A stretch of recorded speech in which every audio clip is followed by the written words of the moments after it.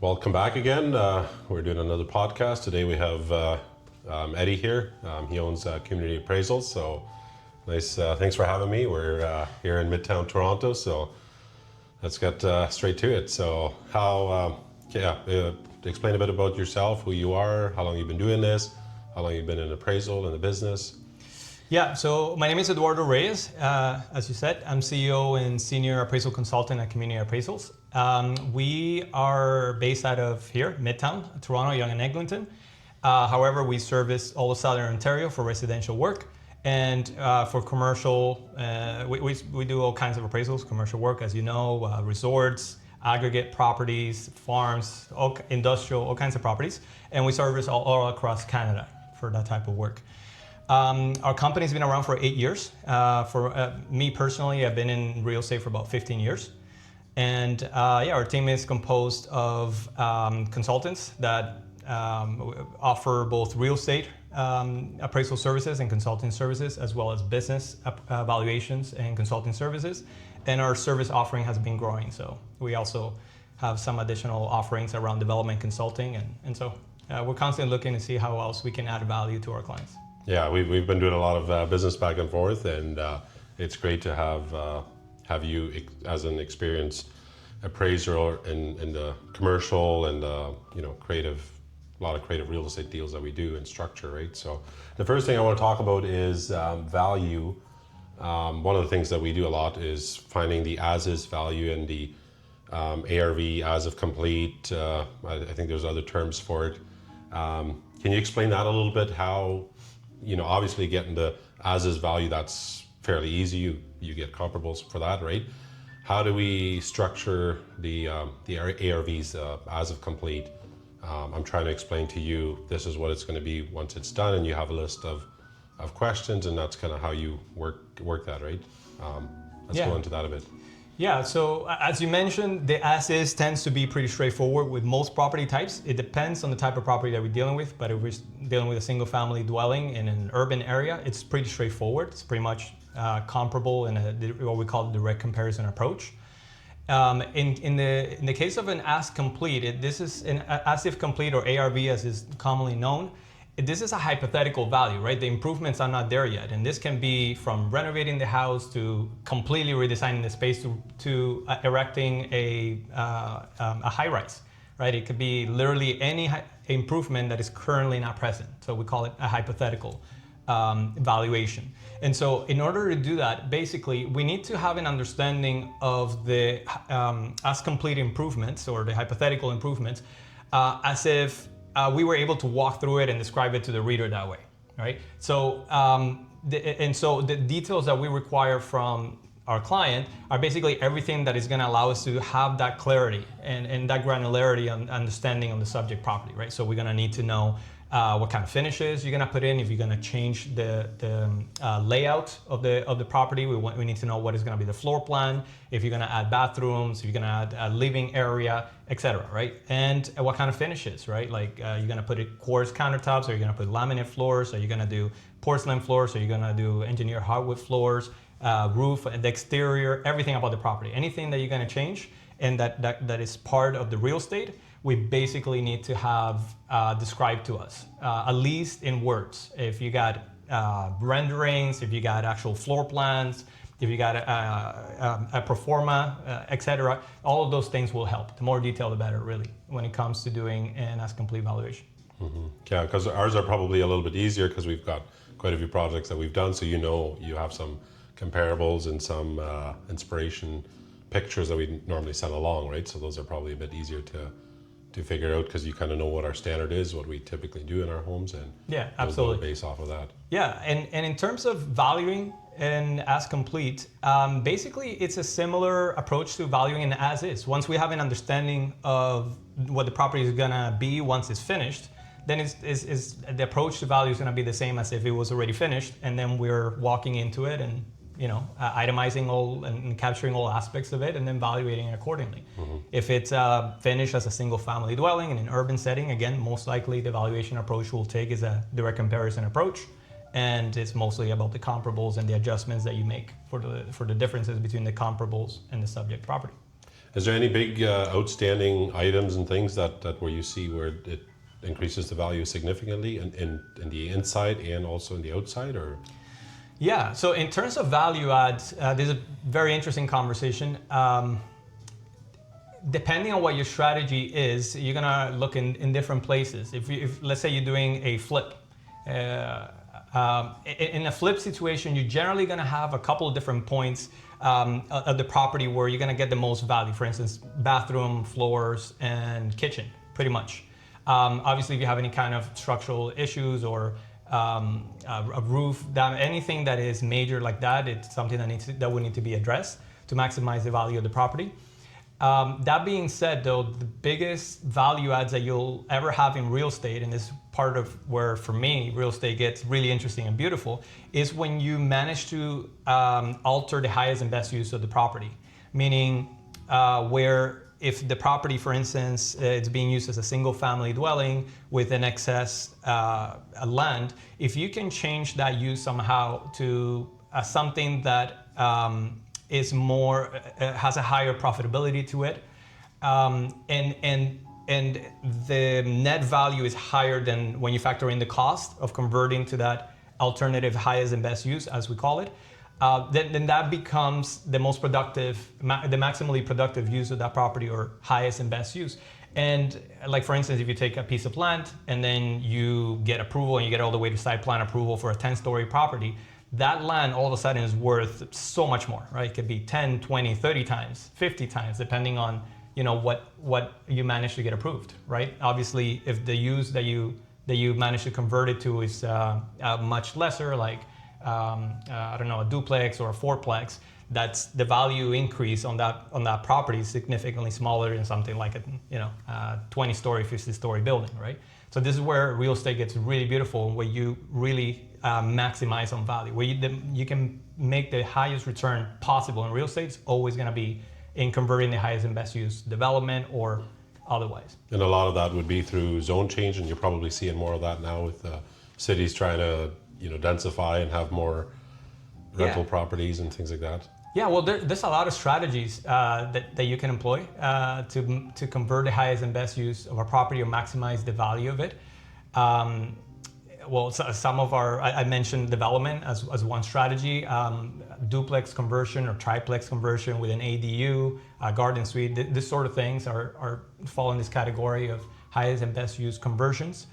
I mean, also if you have a property and let's say it's a half an acre property, if you can get it subdivided, for instance, and create smaller lots that you can build homes on, potentially, that's also something that would significantly potentially increase the value of the property, right? That's essentially what builders do, or developers. They grab a piece of land, if they're going to do subdivision development and they're cutting it up into pieces, well, now all those pieces are worth so much more than what the whole piece was worth when it was just one piece of land, right? Mm-hmm. So that's essentially what we're referring to here. But similarly, you can convert or transform the highest and best use, or create an alternative highest and best use that is more valuable by simply changing the use of the property as well. For instance, what you mentioned, getting a zoning change. Like, for instance, a property that used to be residential, and then there's a great need in the area, let's say for commercial, there was no commercial properties, and you manage to get the single family dwelling converted for commercial use, and now you got maybe a CR zoning or something that allows for commercial and residential. And then all of a sudden that can be a medical building, or it can be some commercial use that the area is lacking, mm-hmm. and that property all of a sudden could potentially be a lot more valuable. But changing the use of the property doesn't necessarily always lead to a higher value. It's going to depend always. Highest and best use. Highest and best use is you have to take multiple factors into account. It's going to depend on the area, on the demand and supply for that particular product that you're considering, or potential improvement change. So you have to basically conduct very carefully your feasibility study, and specific to that property and that area. Mm-hmm. What about rental properties? I have a lot of clients and friends that are into residential rental properties, apartments and things like that. And I think there's a bit of a different approach with real estate, because you're working off of income. You're kind of treating it as a business, right? Your income, your cap rate, all of that, right? Run us through that a bit. Okay, and so we're speaking now about commercial properties like office or retail. Yeah, let's talk about commercial, 5 or more Gotcha. units. Yeah. So as soon as we start talking about commercial valuations from the appraisal perspective, it starts getting a little more complex and interesting. And commercial essentially will consider anything that is 5 units and up on the residential side, so 5-plex and up, we now consider commercial. And obviously anything that is office, retail, anything other than residential. And so as soon as we are dealing with that, this asset classes, we have to now consider the income that the property is making. And as you were pointing out, what you were referencing there is what we refer to as the income approach. And the basic principle being that the value of the property is, I'm gonna sound a little jargony, but it's the present value of the future cash flows, meaning that all the money that the property can make into the future, if that's worth something today, that potential revenue that the property has is worth something today. And we have a way of determining what is that value mathematically, right?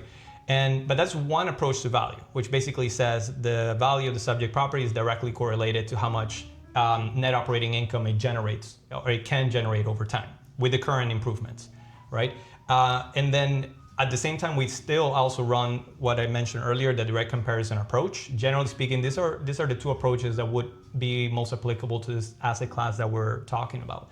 And then what we have to do after we run those two separate valuation approaches is reconcile them.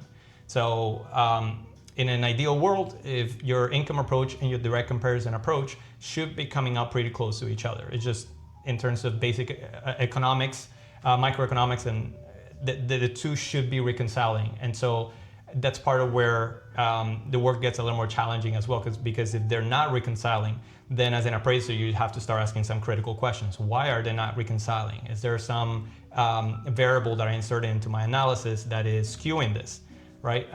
But bottom line, those two gotta be coming up pretty close to each other, because in the income approach, part of the assumption is that the buyer profile or the party that's likely to buy this type of property is buying it for income potential purposes, right? They want to buy a property and they want to get a return, right? So they have a certain, if we assume that investors are generally reasonable, which the market as a whole and a conglomerate tends to be, then they're going to be looking for a certain kind of return, right? And so that's where cap rate comes into play there.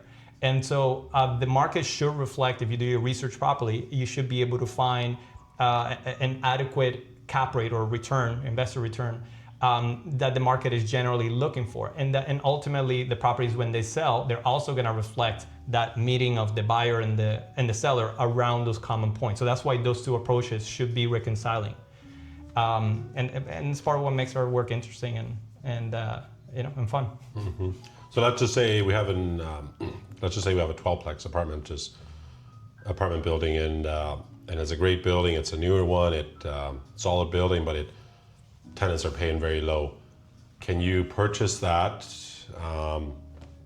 Whatever you use for financing, and then by increasing the rents and increasing the laundry coin and all of that stuff, and you increase that value, you would substantially increase the value, right, and get the cap rate higher. Yeah, exactly. So this is a similar, the investor mindset around this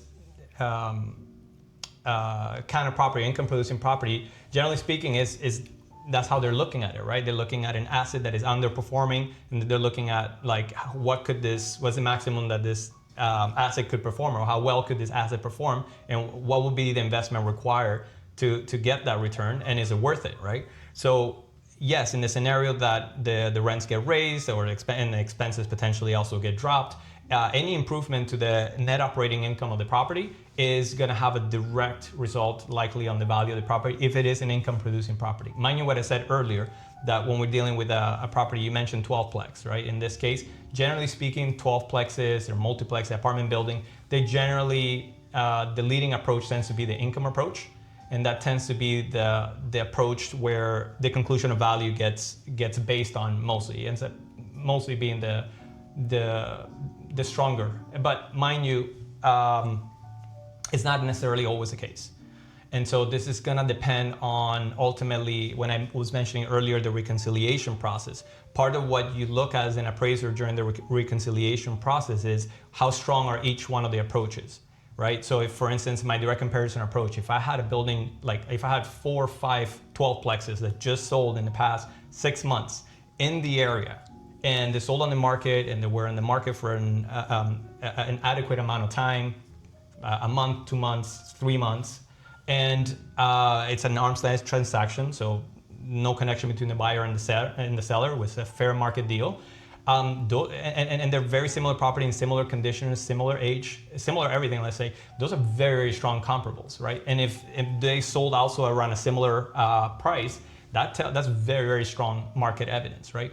Now, conversely, if on the income approach side, we don't actually have very strong cap rate data or net operating income data, so that we don't actually have a lot of confidence, and local data, mind you, not generalized data.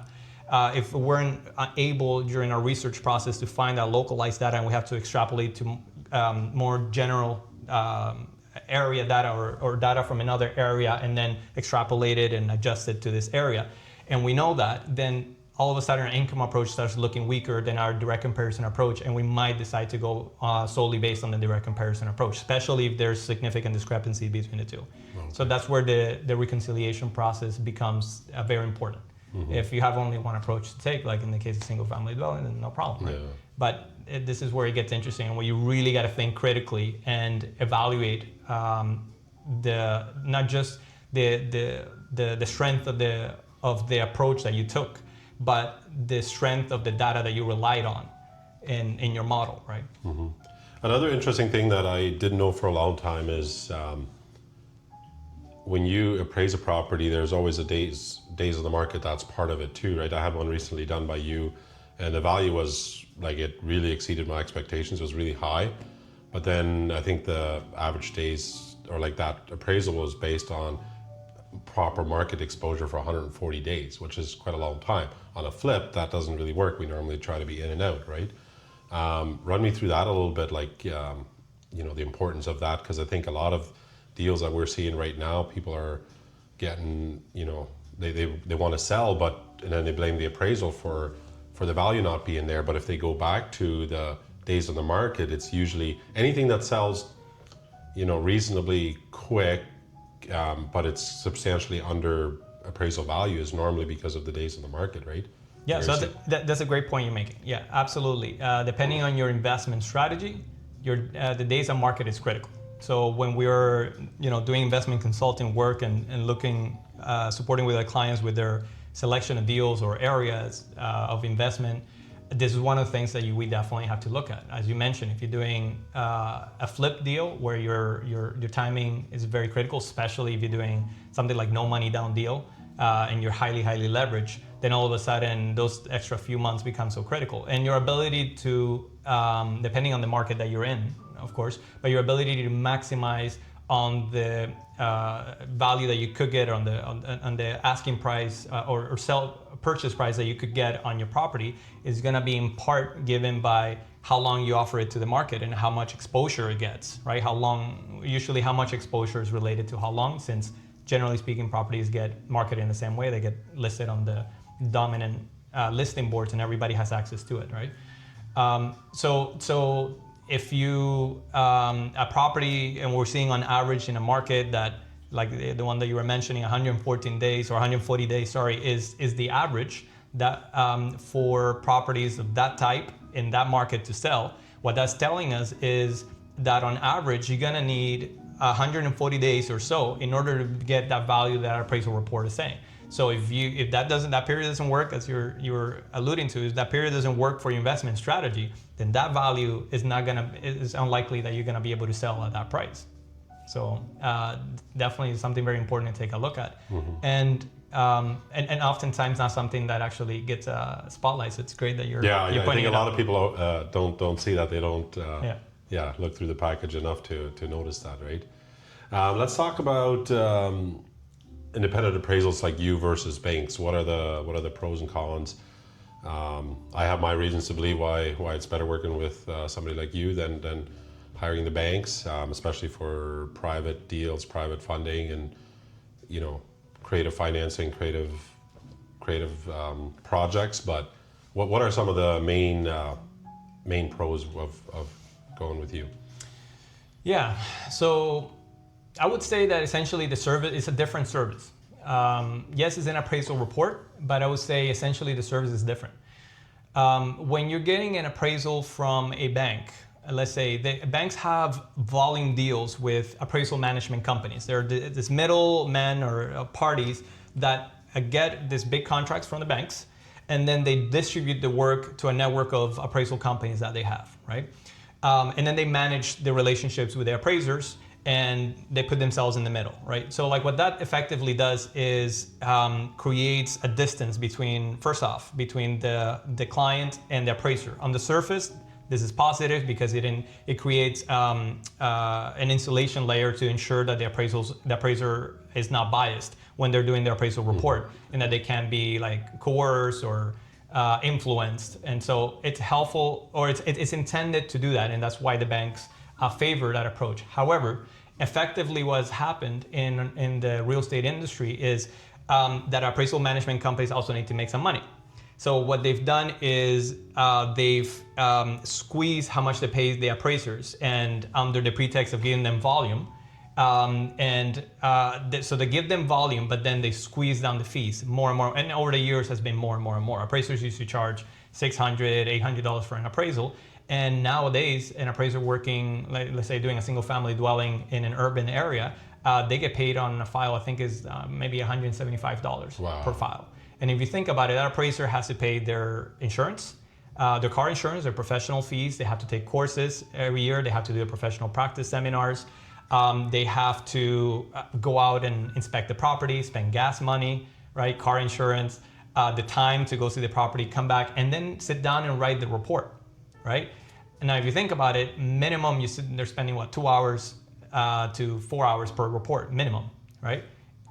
For $175 with all those costs, right? So if you think about it, just common sense from that perspective, you realize this person needs to be whipping those out at lightning speed. So it's essentially they become a factory of appraisals. So they don't, generally speaking, when you're an appraiser working under AMC, you don't really have time to engage with the client, to get curious, to understand their needs, to understand what they're trying to do, to make sure to have an open dialogue and go back and forth with the client. So and effectively, the appraisers in those positions working through our appraisal management company, their priority really is not the client, it's not the borrower. Their priority is the lender. It's the bank that they have the related, because if the bank says I don't want to work with this appraiser anymore, they stop getting work from that lender, right?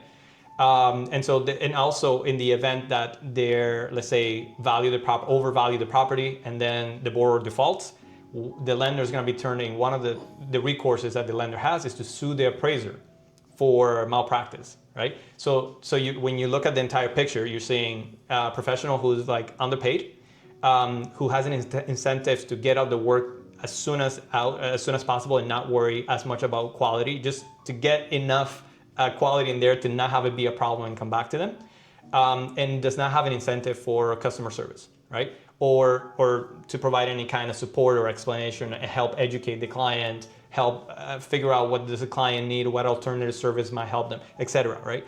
So that also, it's a recipe also for frankly, the appraiser cutting corners. So part of what we've seen over the years is the decline of our professional standards, and the Appraisal Institute struggling with that, with faulty reports coming back. Appraisal companies also start exploiting the candidates, which happens a lot in our industry as well. So most of the work actually gets done by candidate members who get paid pennies on the dollar. I remember when I started as a candidate, it was very tough times financially, and so it's a business model where the pie it's made smaller and smaller, and so that doesn't lead to better service, to ultimately what an investor or homeowner ultimately wants, which is for ideally in their deal to work, to learn, to get informed. In the case of investors, we mostly work with private investors and doing private financing. And so they actually have a need to know what it is actually the market value of the property. What is this actually, and what is it going to be worth when they exit in the case of flips, right? What is it actually going to be worth? and they're making financial decisions and deciding to enter this deal or stay out on the basis of our work. So doing quick cookie cutting work and being lazy and cutting corners and just getting the report out there and being conservative on value to avoid liability, it really doesn't work for this. It's just a different service. So that's kind of what would happen to the appraisals would rather be conservative just so that they don't get sued or get in trouble for overvaluing something. Exactly. So this is important with any, I would say any real estate professional you work with. Anybody that you work with, it's important to understand when you're doing business that or transactions to understand where the biases lie, right? Appraisers tend to have a bias to appraise lower. The reason being because they can be sued on the value. The higher the value is, if the property, let's say, as I was mentioning earlier, if the borrower defaults, one of the recourses of the lender is to come after the appraiser for the difference in what they value the property at versus what the lender was able to sell it at during their power of sale, right? And so that gap, the appraiser is ultimately potentially held responsible for. And the appraiser has an incentive to appraise lower to avoid that liability and potential risk. Now, if they go too low, what are the consequences of that? They just seller doesn't get, or buyer doesn't get financing maybe from the bank. Exactly, but from the appraiser already got paid at that point, right? Right. And they got paid through the appraisal management service. So really, there is no consequence other than the mortgage broker might complain, or the client might complain with the appraisal management company, but those are one of the most typical types of complaints you get. So for the most part, there is no consequence or issue. So that's part of what's been happening in the industry, and to the point where appraisers has become a thing where people expect appraisers to appraise low. And maybe that's part of the reason too that more people are going to private lenders, private financing, because of the banks being, doing that way, and appraisals coming in conservatively, right? Right. Right. Of course, if you're particularly in this market where it's been the lending situation has been tougher, especially since after the stress test in 2017. When you combine tighter financing regulations, like more regulation around that, and you combine that with a conservative values upon which you're gonna, the LTV is gonna get applied to it, and you're gonna get your financing on that basis. Then those two factors in combination lead to you being able to get a lot less financing than you were able to get before, right? Mm-hmm. Which pushes people then to go into the private side, where they can both potentially get a more favorable appraisal if they're working with an appraisal company that is looking to appraise the property in a fair manner and aware that it's not conservative. Or risk averse, but rather just a reasonable and objective, mm-hmm. then you have a much better chance at being able to get your deal done. Yeah.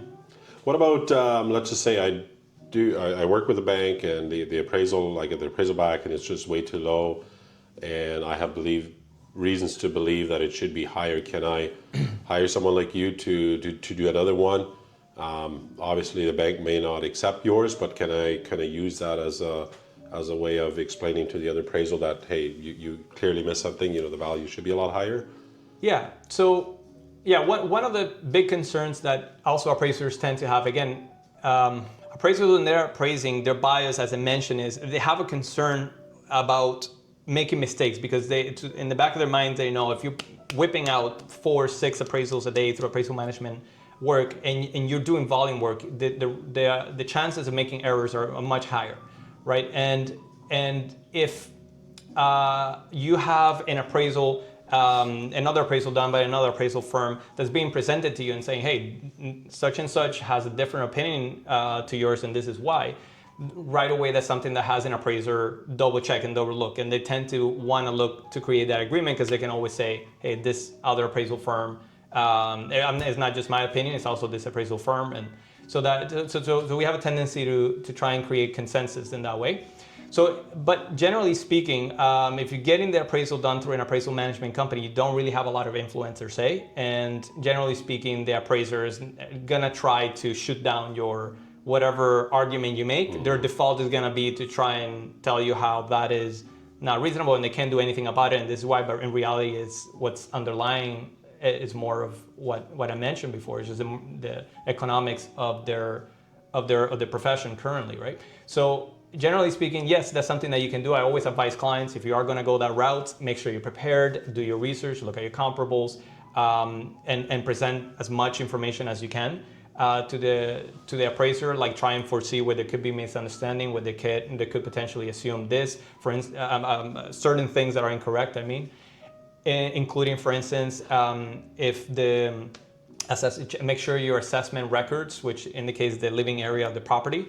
In the case of single-family dwellings, mind you, if the assessment records are incorrect, make sure you communicate the correct information, particularly the square footage is significantly off. Sometimes that happens, where the assessment record will say 2,000 square feet. Meanwhile, there was an addition that was done to the property 15 or 10 years ago, and the property is actually 2,500 square feet. That is a significant value gap, potentially. You could be looking at comparing to totally different comparables in that sort of gap, right? So, and make sure if I'm in that role, in those shoes where I need to work with an appraisal management company, I'm basically giving the food all chewed up, making sure that it's like I eliminate all gaps for errors, because if there is a gap there's a high likelihood that the shortcut will be taken and it will be overlooked. That's my suggestion on that front. And then one of the things that I often do is, if I know the area, I know, as a realtor, I have access to comparables and all of that stuff. Sometimes what we've done is put that part of the package just to make it not only make it easier for you, but also give you a bit of a head start to say, hey, this is what I believe. And again, it maybe might not apply to you as much, but it probably helps more with traditional appraisals that work for the bank, because now they have something to they kind of have a value. They kind of know what you're expected, what you want, right? Yeah. So this is an interesting point here, because again, from the from the appraisal management company appraiser, let's say, perspective, they have to do the research anyway, right? They have to pull up the comparables. They have to select the comparables anyway, right? So presenting them with additional comparables to look at basically creates more work for them. So generally speaking, from their AMC appraisers perspective, they're generally speaking gonna tend to ignore that. If you're dealing with an appraisal company that, again, it's more geared towards or specializes in private lending appraisals and in working with investors like we do, that, yes, we ask you for all the information you can upfront. We want to make sure we don't miss any comparables, especially comparables in the subject area, particularly if you know private sales. Generally speaking, we want to work with sales that were on the market, that were arm's length transaction.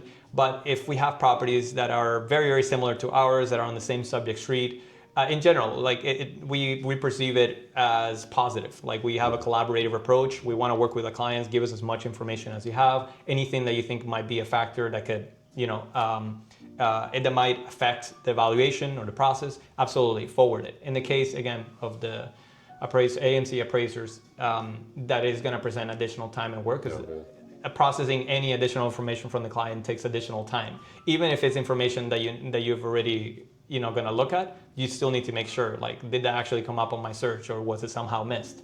And also, ideally, if you're providing the ideal customer service, you would also get back to the client and say, hey, this comparables didn't make it into our selection. These are the reasons why, right? All that extra communication, extra looking is something that an AMC appraiser just doesn't have time for.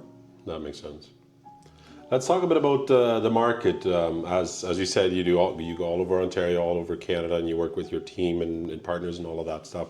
What do you see in the market, and particularly in Ontario right now? Have you seen a lot of, obviously we know there's, prices dropping everywhere.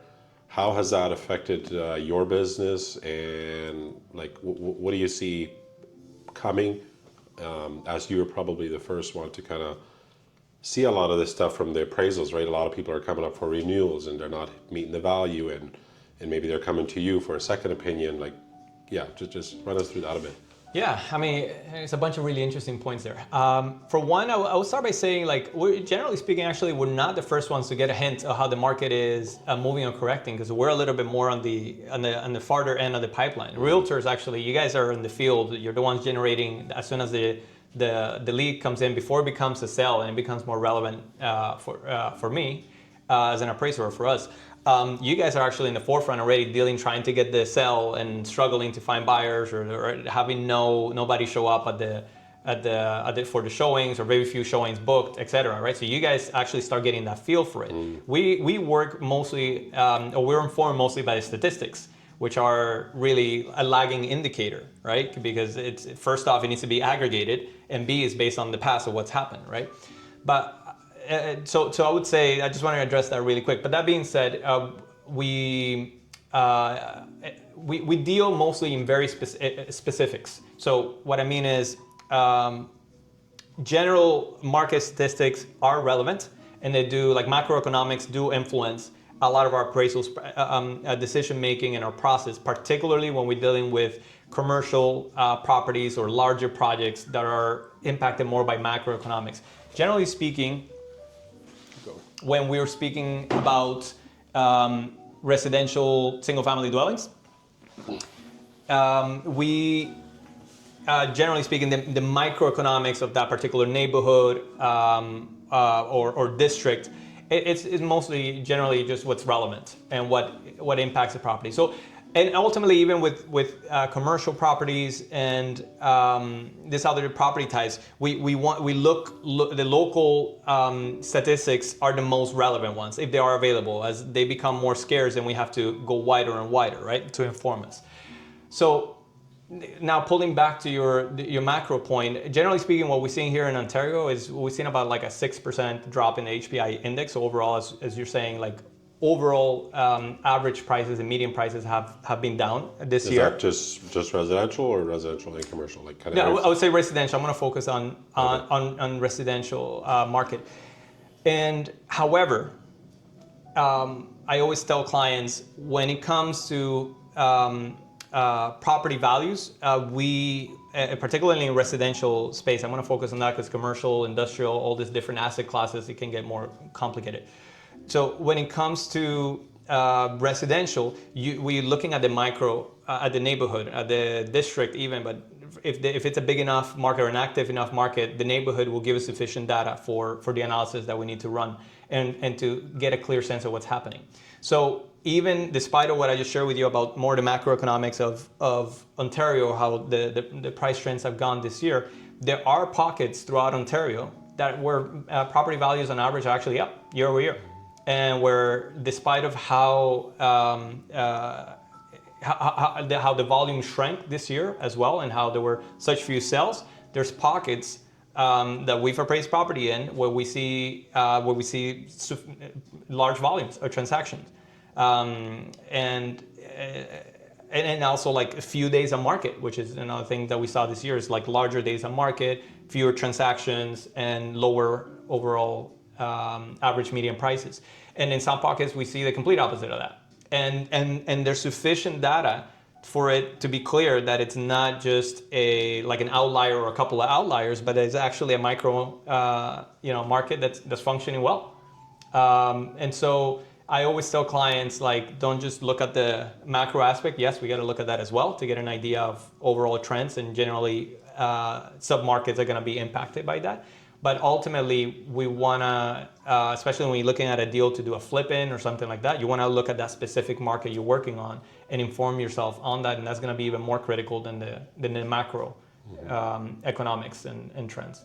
Yeah, we've seen that too. A lot of the lower end prices, especially below 500. We've seen an increase of price from last year, and part of it I think is because as things have just, prices have gone up so much during COVID, especially the $800,000, $700,000 houses or above that. There's actually seems like a bigger pool of buyers gearing towards lower end homes, first time home buyers. So I've definitely noticed properties that are under 400 or under 500, especially under 400. And if they're in good shape, there's actually, in some areas we've seen a big increase in prices even from the peak of COVID. So, which is actually quite interesting. Yeah. Yeah. Let's talk about AI a bit. Obviously, it's not new to anyone anymore. Everybody works with it. Everybody deals with it. I've talked to a couple of people, and some people are concerned about appraisals. They think appraisals, a lot of AI is going to do the work for you. I look at it as a tool to help you. You can probably use that to make your appraisal reports even more efficient, do a lot of the work for you. What do you see in the near future? And also, how are you using AI today? Yeah. So, yeah, as you mentioned, it's not a secret anymore. It's definitely a very powerful tool, and increasingly so. And there's just no real sign that I've seen so far of it slowing down. And it does present a lot of opportunity in terms of being able to add value. I think ultimately what each individual appraiser is going to do with their appraisal firm, yes, the efficiency will definitely be one of, or is one of the byproducts if you are using it already, as we are. And however, if you are, in the context of the AMC, for instance, in that context, that's going to yield a smaller pie as an industry, as an appraisal industry, and potentially. Potentially even a little bit more value, I would say. You might be able to root out a lot of the mistakes that get made when appraisers are rushing through. You can put a lot of rules. You can improve your review process, which a lot of this, if not all of these AMCs, have built-in tools where they do a review process. Or they use a third-party tool, or appraisers use third-party rules that have review built-in tools. So that is all gonna improve. And so there's going to be benefits in terms of quality, where I see particular opportunity is going to be in being able to add a lot more value to clients. And so I don't necessarily want to share too much about what we're doing about it, but yeah, I see opportunity in it.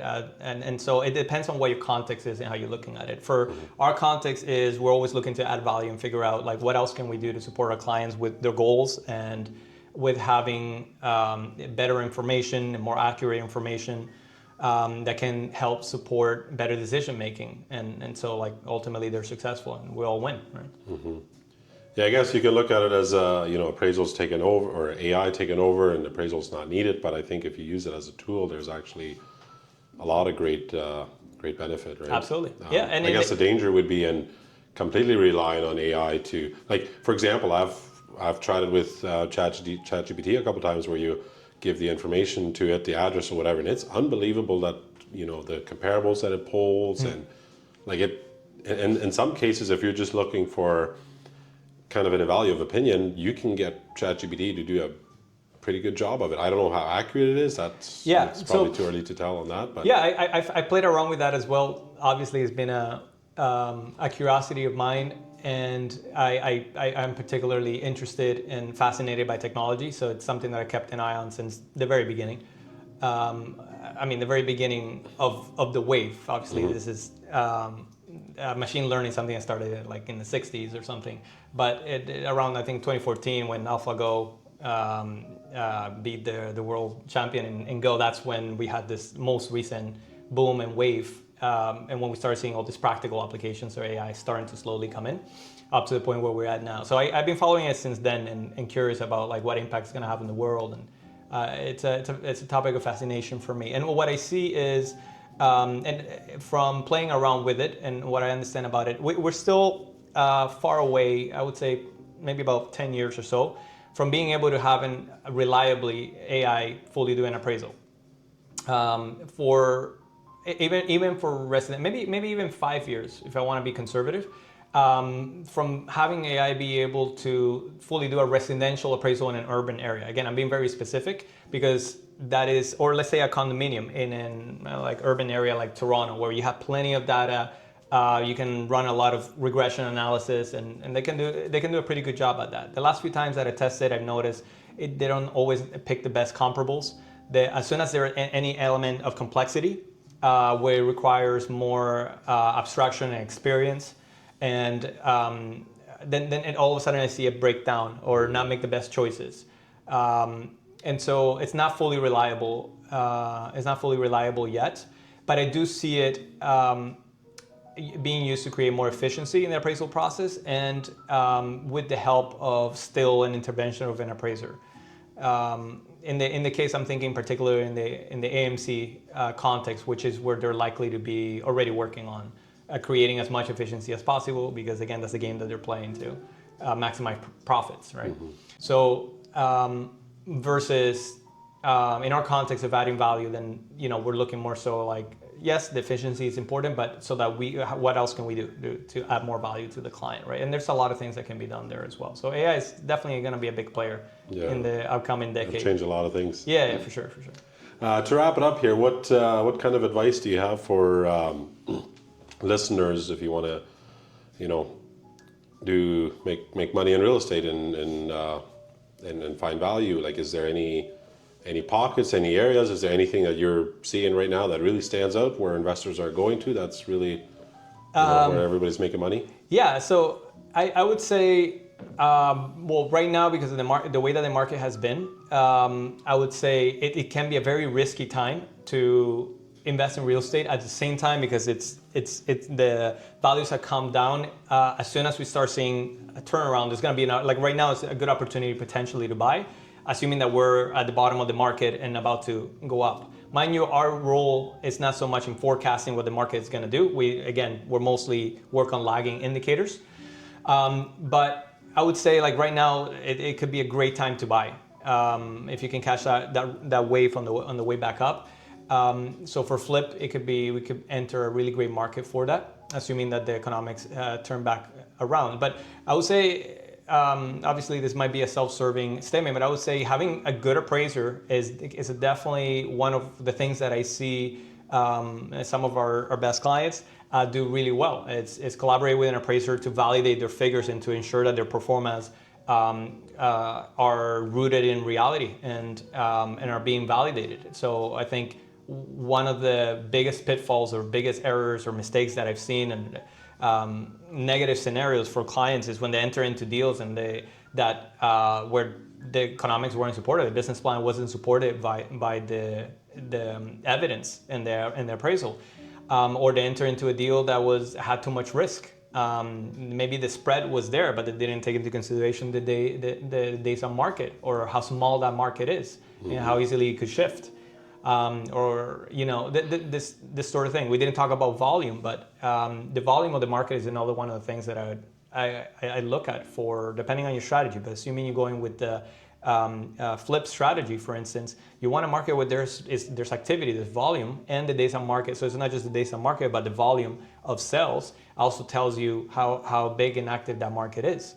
And so all of this information is something that can be procured from your appraiser, and where you can, and it's a more reliable source, assuming that you have an appraiser that's doing a good job. It's a more reliable source oftentimes than, sorry to say, that the realtor. You have to be careful. Again, coming back to the point that I said earlier, you need to understand each professional that you're working with, what their incentives are. Despite of their best intention, even if they're somebody that you really trust, you need to understand what the incentives are. Ultimately, realtors get a commission of the sale.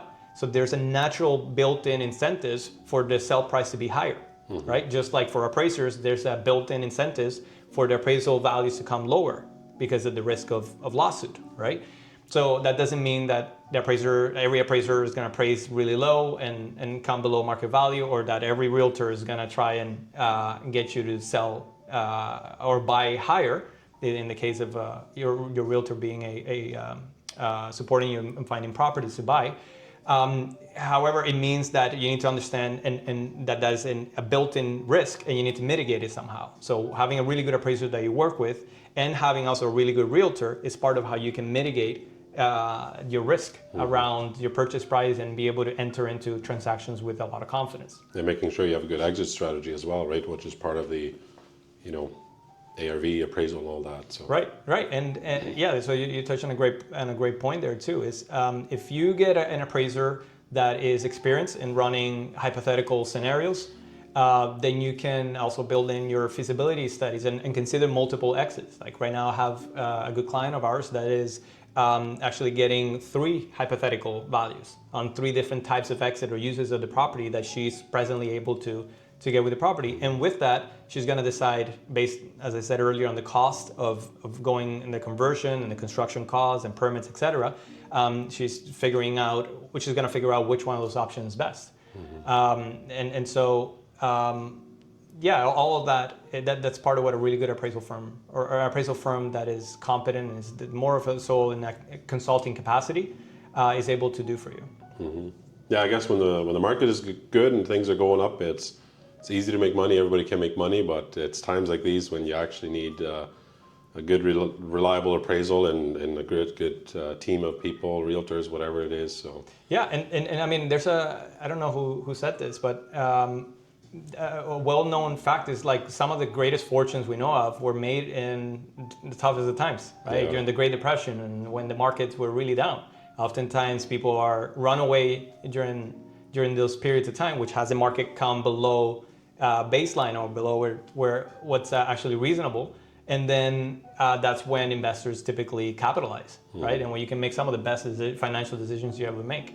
So downtimes is tough if you own the property and and you've seen the property of the value of your asset go below even what you owe on it, and then you have to refinance and you don't have the spread. But on the flip side, it provides a buying opportunity, of course. yeah, absolutely. Well, that's everything for now. So I'll have Eddie's information and everything in the link here below. So again, thanks for having me. Great, my friend. Thank you so much. Thanks a lot.